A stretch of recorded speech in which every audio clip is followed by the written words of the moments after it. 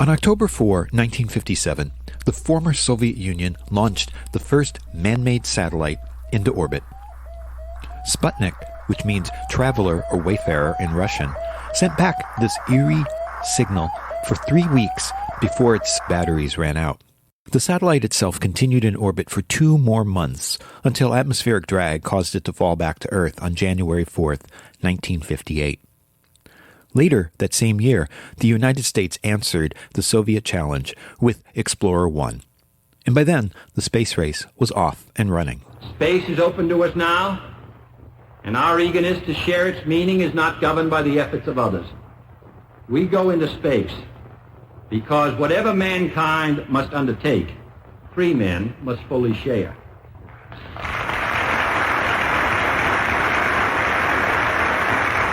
I therefore ask the Congress, above and beyond the increases I have earlier requested for space activities, to provide the funds which are needed to meet the following national goals.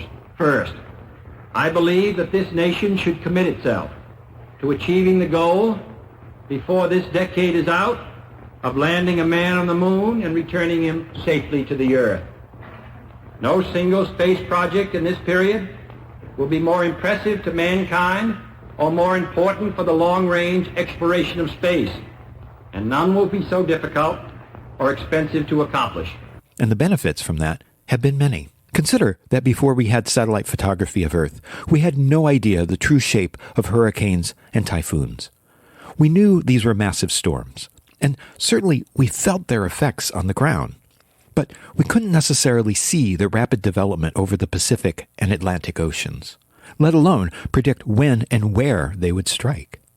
Now their forbidding eyes and swirling clouds are common and online. So throughout much of the 60s, 70s, and 80s, space activity remained the playground for nation-states that could afford it, mainly the United States and the former Soviet Union, now Russia. It was an exclusive club. Then, in the 1990s, we started to see commercialization, and we started to see other nations join that club. The private satellites were being launched by these governments, but they were still largely administered by the corporations themselves. And then, only recently, have we seen the launches become commercial. SpaceX, Blue Origin, and others. So, in 2020, a group championed by the U.S. Air Force and U.S. Space Command created a unique Capture the Flag competition, the Hack-a-Sack program. The idea was to see whether hackers on the ground could gain control of a satellite in low Earth orbit. This, then, is the story of that challenge. I'm Robert Vamosi, and this is Error Code.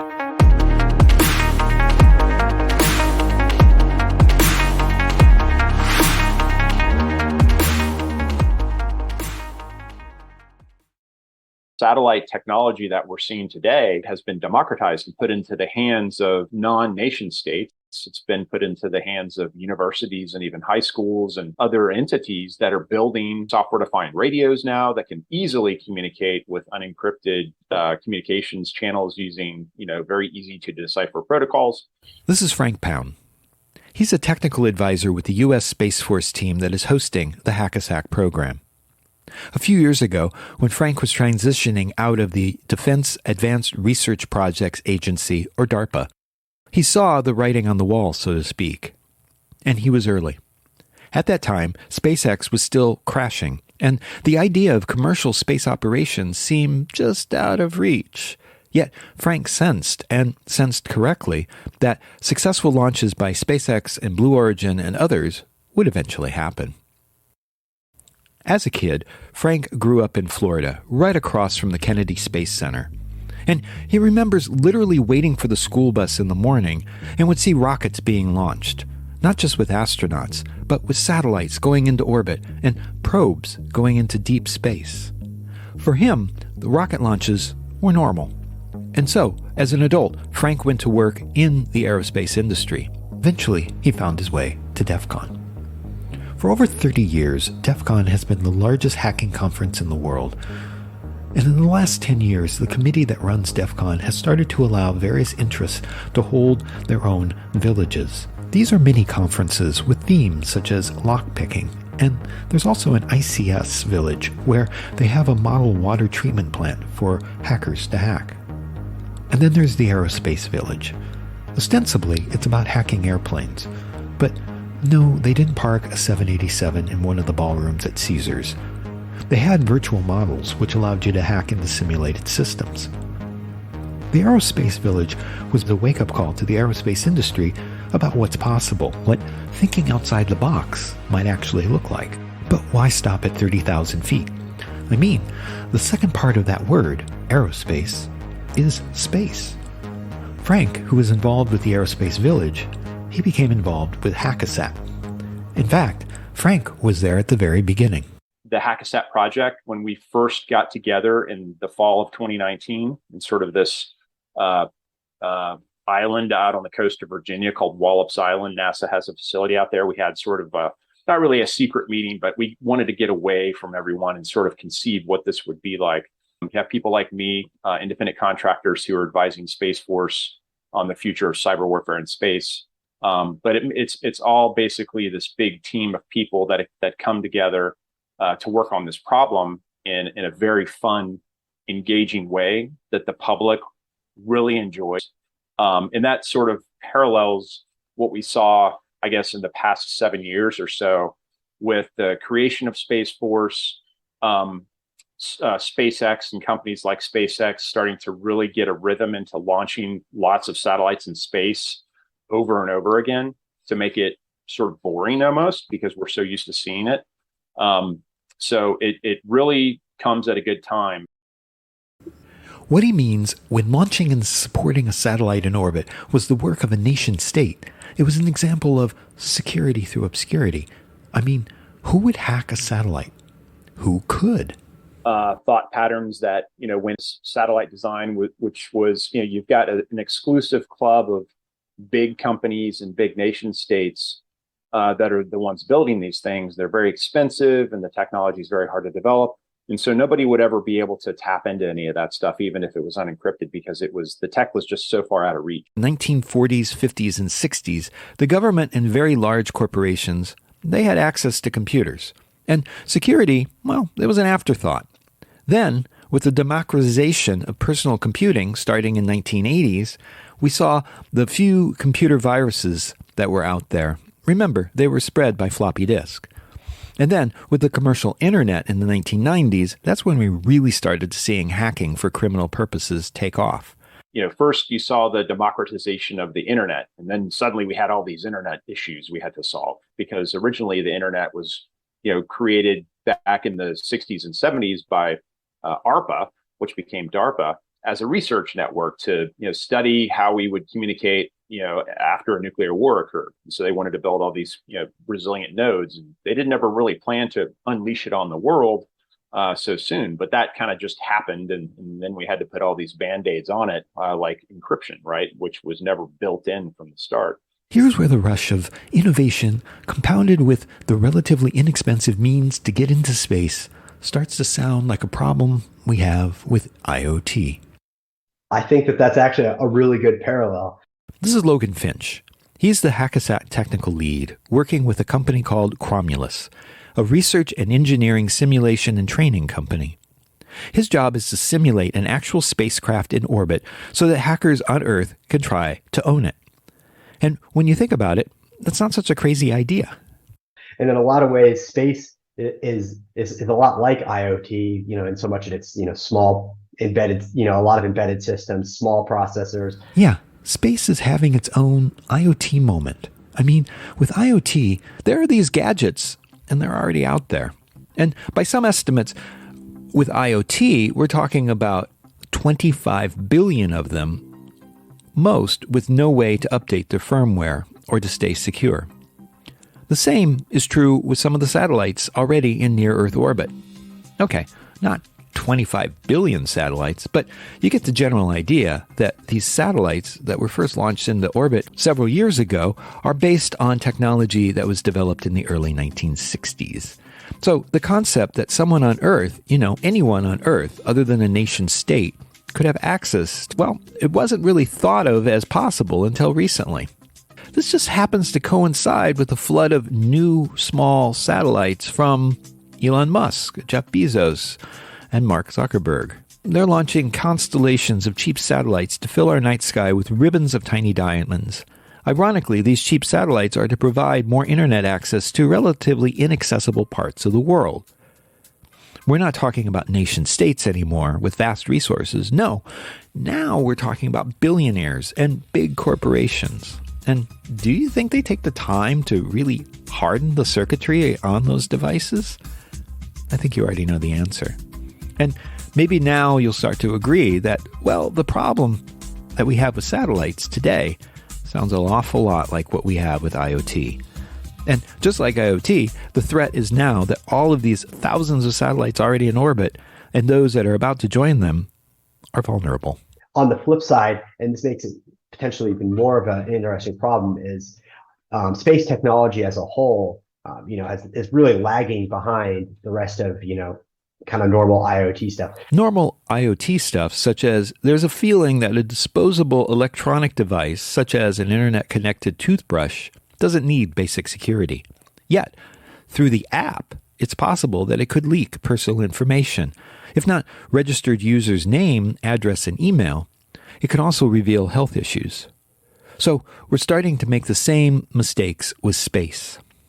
And it's sort of a wake-up call. It's like, okay, we need to start, encrypting these links. We need to do a better job of protecting this information and applying some modern cybersecurity standards to satellite design, especially for commercial, low Earth orbit, sort of low-cost satellites. So the first Hackasack was held at DEF CON 28 in 2020. The timing was, as Frank said, just right. That same year, presenting at Black Hat 2020, held just a few days before DEF CON, James Brewer gave a talk called Whispers Among the Stars, a practical look at perpetuating satellite eavesdropping attacks.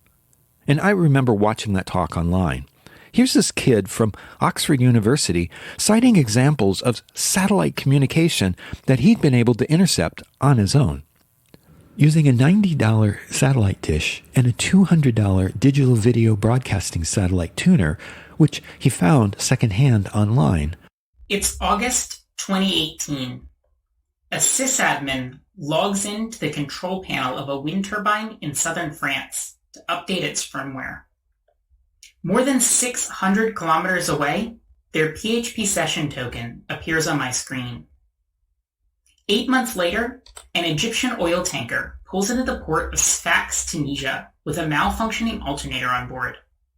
From my vantage point, more than 1,500 kilometers away, I learn that this ship will be out of commission for at least a month, and I learn the name and passport number of the engineer who's flying away to fix it. Just this summer, 13,000 meters above the Atlantic Ocean, the accountant of a Polish real estate group put the finishing touches on their annual financial report.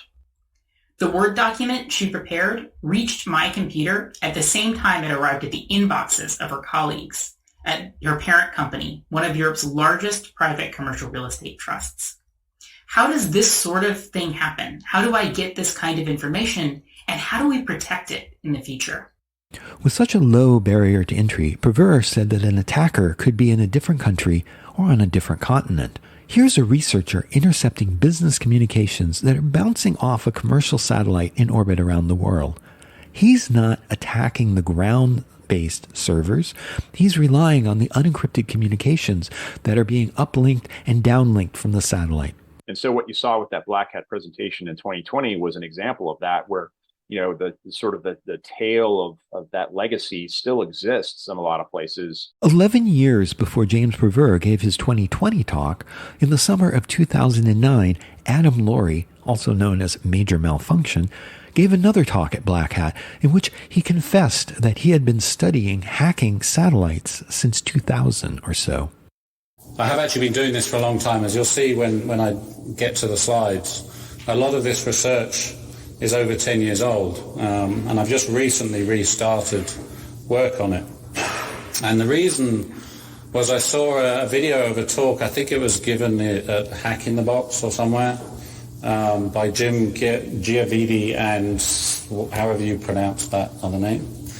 And they did a talk called Hacking a Bird in the Sky. And if you Google for it and find the video, it's actually really, really cool. What they did was they actually took over a satellite uplink and figured out how to fix the IP address and stuff, and they ended up sending their own traffic via satellite. And one of the things they said at the end of the video was, we're sure lots of people have been doing this kind of stuff for a long time, but they haven't talked about it. And so they kind of put out a call for anyone who'd done any satellite hacking to come forward and talk about it. So I thought, well, hang on a minute, there's all that stuff I did a few years ago. Why don't I dig that out the box and see if it's still applicable, see what's changed, see if I can actually do something new with it. So that got me interested in it again, and I dug it all out and I started playing. And that was about 3 years ago, and I've been promising to make this talk for about 3 years. And people have been saying, what are you up to? Oh, I'm playing with satellites and stuff. It's like, okay, so why the hell has it taken you 3 years to publish something when you already know what you're doing, you've got all the tech, and you've got it all there? Why has it taken so long? Well, the simple answer is when you start pulling stuff off satellites, there's a lot of boobies out there. Okay? So porn, basically, gets in the way. So you think, I'm going to do a night's hacking on satellite stuff, and you start hacking away, and then all this porn starts coming down. And it's just like it's very distracting. Okay, so that's why it's taken 3 years to do something pretty simple. If hacking satellites as far back as the early 2000s surprises you, it shouldn't. With traditional embedded system development and IoT development, there's a lot of trial and error. You can make tons of mistakes until you get it right. I think the space industry finished their trial and error period in the 60s, and they're very, very hesitant to do crazy experiments because it's just they learned their lesson with all the rapid development in the 60s. We had some crazy accidents. The 3 astronauts burn up on the launch pad because they had a small fire in the capsule, and then you had Apollo 13. And all sorts of things were learned. I think the Russians themselves had a bunch of accidents too. So the space industry learned from that, and they're very hesitant to introduce new things without analyzing them to the nth degree. And like I said, when we got together in 2019, I think we timed it just right. We knew that these problems were going to exist even well before 2019. I was looking into some of this stuff in my prior position. And I knew this was going to be an issue because we could see companies like SpaceX, we could see all the democratization of the technology making its way into the commercial sector. And no longer was it this exclusive club. Now it was in the hands of pretty much anyone. A lot of that has to do with the fact that, you're putting things in space. You want to make sure that it has heritage, that it's going to work, that you're not going to, spend all this money building, designing, launching it, and have it just get, fried by radiation or something like that. So the industry tends to stick with tried and true solutions. And because of that, you might not necessarily get all the modern hardware that, might exist in a more traditional IoT system on the ground. So you have to manage that as well, which is an interesting problem for sure. We need to do a better job of protecting this information and applying some, modern cybersecurity standards to satellite design, especially for commercial low Earth orbit, sort of low cost satellites. There's going to be a lot of them. There's a lot of them now. They're going to be used for all manner of different, applications. Here's where the rush of innovation, compounded with the relatively inexpensive means to get into space, starts to sound a lot like the problem we have with the Internet of Things. People are going to be monitoring their crops, and they're going to be doing sort of really, high resolution pinpoint weather analytics and other sorts of analytics with all of these, things flying around in space. Call them things because there's so many different types of satellites now. So it's sort of a watershed moment.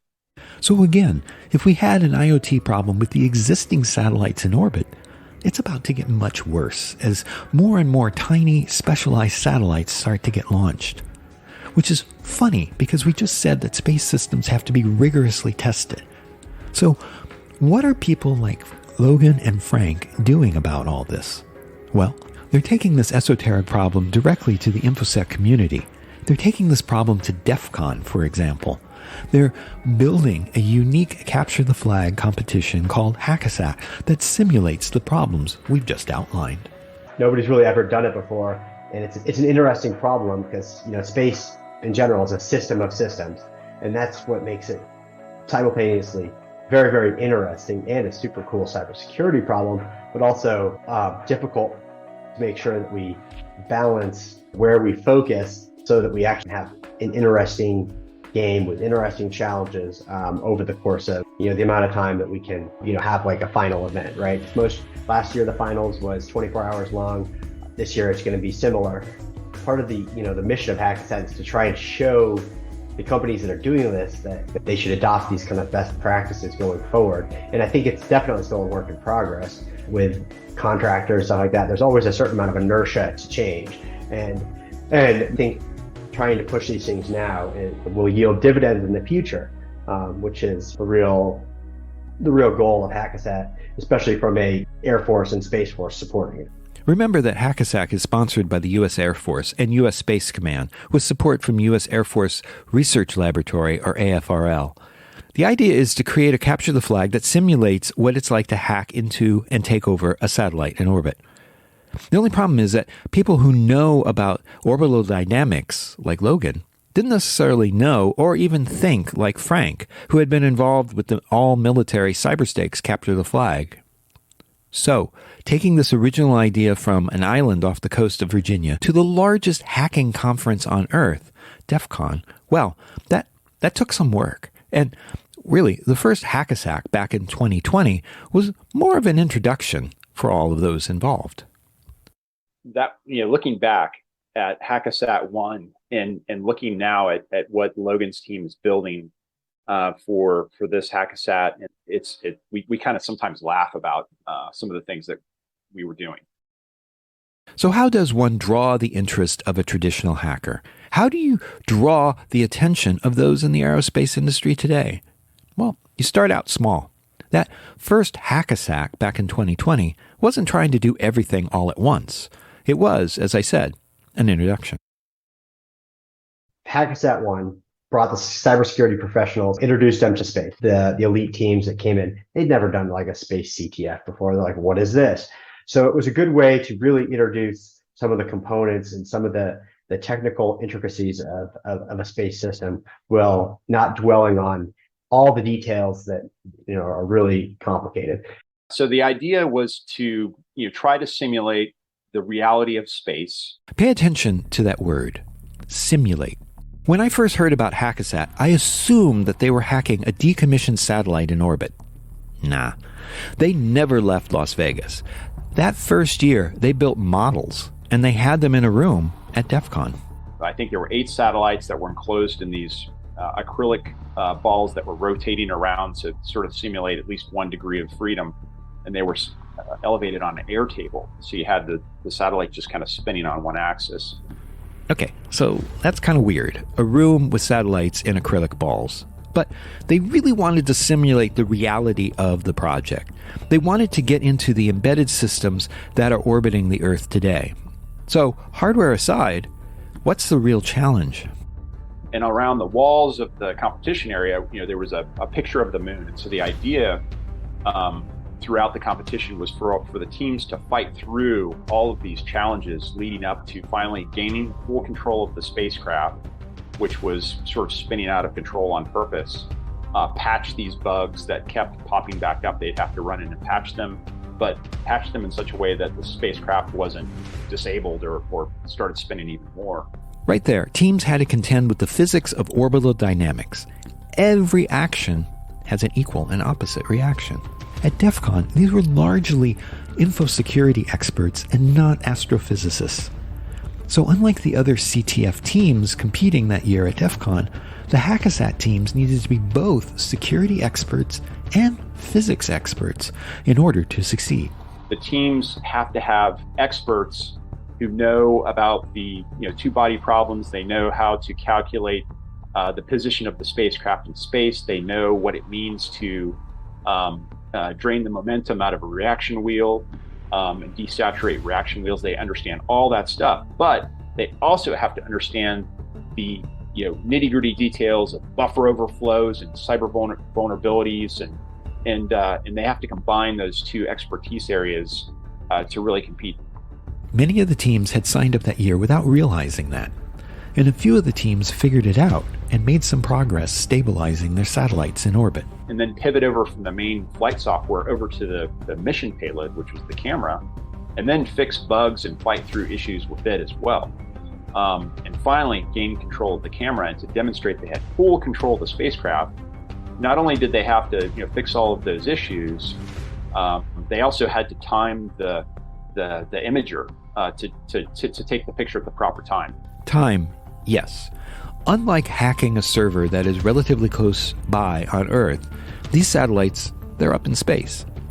An average jetliner, for example, flies at 30,000 feet above the Earth. Low Earth orbit is 1,200 miles above the Earth. So, there's going to be some latency in the signal. The signal has to travel at the speed of light to the satellite and then back down to Earth again. This latency, well, that was new to hackers. There was a nail biter right at the end of the competition because a couple teams actually got through the entire set of challenges, gained control of the camera, and were in the act of downloading the picture of the moon, the JPEG. We had a team that was sort of looking at that, monitoring that, and it was really interesting to see that some of the images of the moon were taken, but they never made it to the ground station because the time was, there was no time left. So imagine working your way through all the technical challenges, only to be defeated by something as simple as the time it takes to send a photo back to Earth. Even so, the challenges in Hackasat-1 were largely biased toward the InfoSec community, and not necessarily toward the astrophysicists. Space people would really understand it, whereas in Hackasat-1, if you were like an aerospace engineer who flew satellites for a living, you would be a little confused about what we were doing in Hackasat-1. But if you came to the table today, you'd be like, wow, this is like the real deal. This is a real space simulation. And so I think in Hackasat-1, the edge was to the cybersecurity experts because there was a minimal amount of sort of space things they had to do. But now it's sort of, you're on equal footing. So for Hackasat-2, Logan and his team began to add more physics to the challenges. And while they continued to have physical models of the satellites in a room, they were adding more simulation to the digital side as well. I first got involved with Hackasat-2. I wasn't there for the first year, Hackasat-1 in 2019. One of my mentors that brought me into the company was one that did most of that work. But I'm familiar with all of the early Hackasat efforts, obviously. But yeah, so we took all of this, initial build that we did for Hackasat-1, which I think over time, we've been trying to add additional complexity to how we simulate and build a challenge that has the requisite difficulty, complexity, and realism where it makes sense, but also try and build some sort of interesting game and challenge that will draw in all of these elite CTF teams and make them want to come and play and get interested in space cybersecurity. Hackasat-2 also began to expose some critical gaps in knowledge for the teams that were participating. What might have been obvious to people who work with satellites on a day-to-day basis, well, that escaped people who mostly work in information security.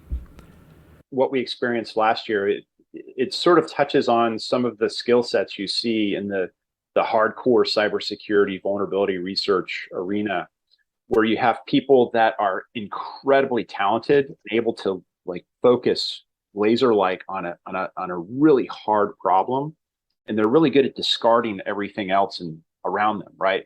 But unfortunately, I think that kind of hurt people because they have to be aware of all of these other issues, like Logan was describing, very simple issues like, oh yeah, there's batteries that lose their charge, and to charge them, you have to, turn the spacecraft such that the solar panels are pointed at the sun. And so that problem that they discarded, kind of hurt them, really, really bad. They just were like, oh, you didn't tell us that. It's a satellite. It has batteries, and if you let the charge run out, it's no longer going to be able to operate all the payloads and processors anymore. So, we try and add in little additional tidbits of realism over time to show that, running a satellite is a really complicated thing. There's people who that's their whole career is running and operating satellites. And we can't always expect the cybersecurity professionals to have all of that knowledge, which is why you can pare back complexity where it makes sense, just keep things interesting and approachable. But we want to use realism to prove a point where it makes sense, right? So by the second year, the training wheels had started to come off Hackasat. By introducing more realism, Hackasat exposed that satellites in space are really living in a hostile environment. So it was kind of interesting, and it's probably not nice to laugh about it, because I think a lot of people got really upset about that, because it was like, oh, we should have remembered to do that.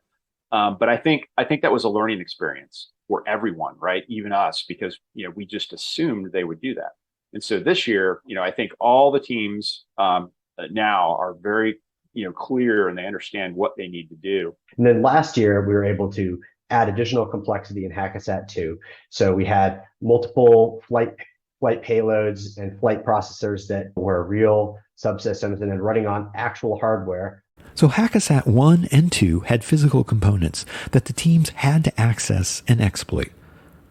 But with COVID and the global chip shortage, that really wasn't the sustainable model for Hackasat 3. Which we've kind of gone, back and forth over the time frame of Hackasat of, we can run stuff on real hardware, which has, a lot of cool problems that you can add with a real piece of hardware that you're running on the ground.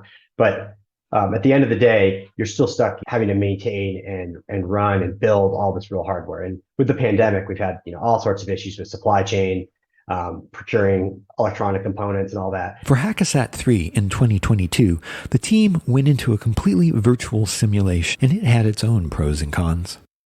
As we add complexity, we can add in certain, cool problems. Like last year, we added in a simulation of all the power system of a real spacecraft. And at the beginning of the competition, some of the teams didn't realize that you'd have to, maintain the state of life or the state of charge of your batteries of your satellite and point the solar arrays and keep your satellite alive. And I think the additional problems this year that we didn't introduce last year, and I say we, it's really Logan and his team, is that the satellites this year are going to be in orbit.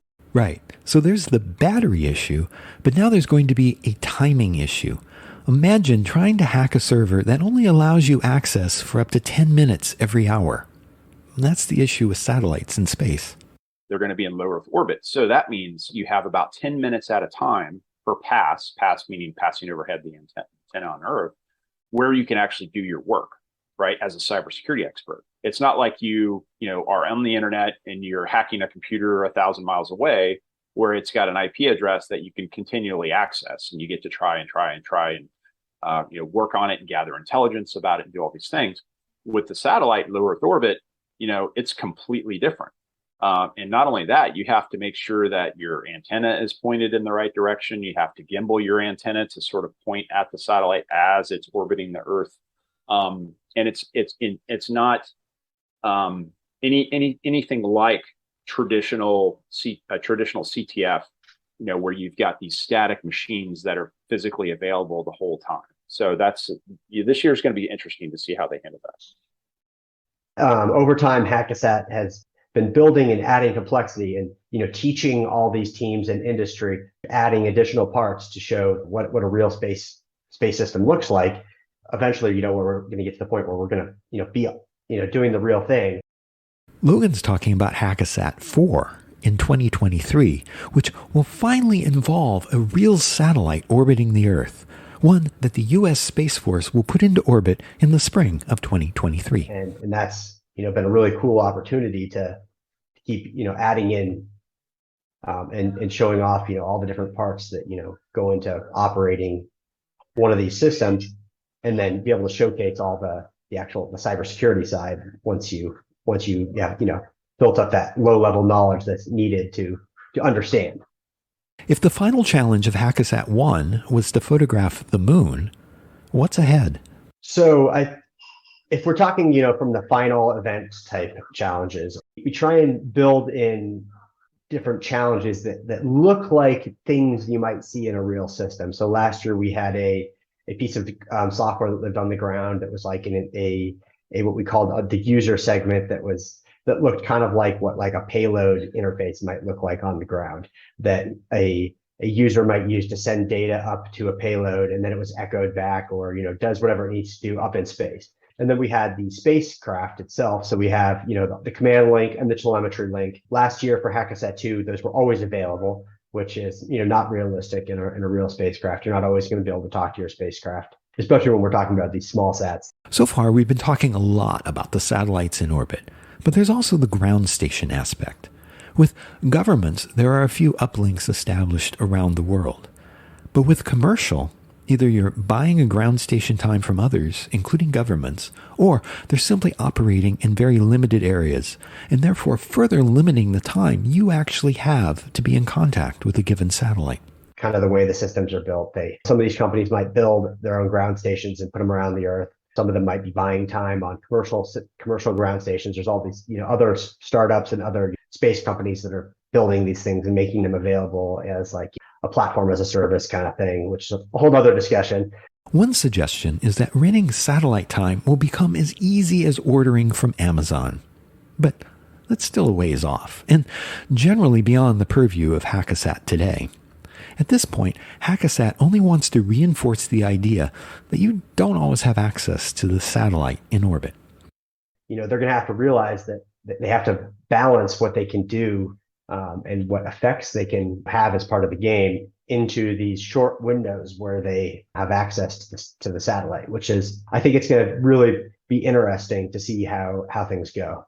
And with Hackasat 3 in 2022, already there are repeat teams that have participated in all 3 challenges thus far.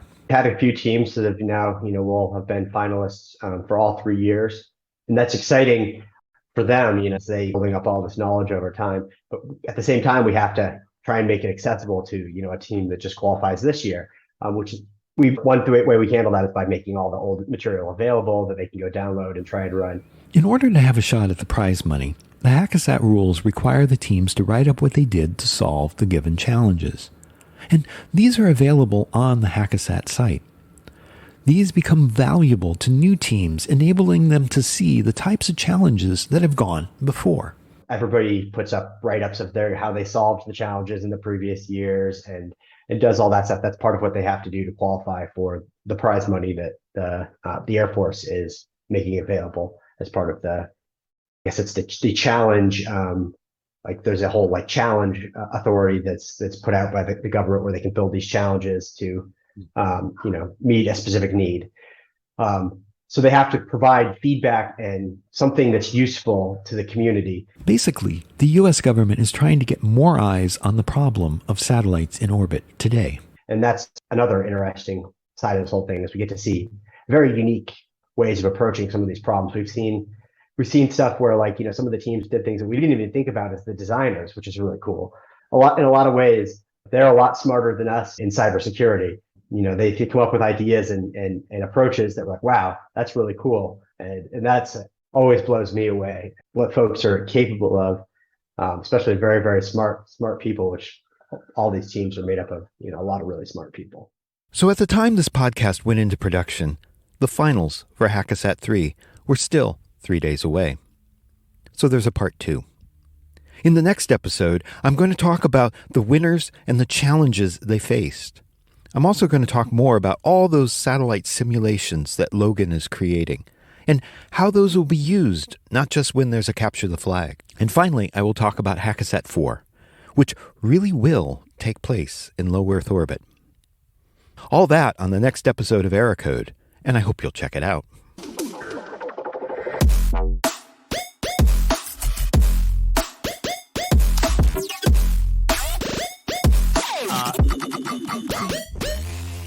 Hey, so I'm just getting started with Eracode, and I have some really cool stories ahead within the IoT and embedded security space. Stories with Joe Grand and others coming up in the next few weeks. DM me at Robert Vamosi on Twitter with your feedback. I'd really like to hear from you. And if you like the show already, then I hope you'll subscribe wherever you get your podcasts. Eracode is written and produced by me, Robert Vamosi.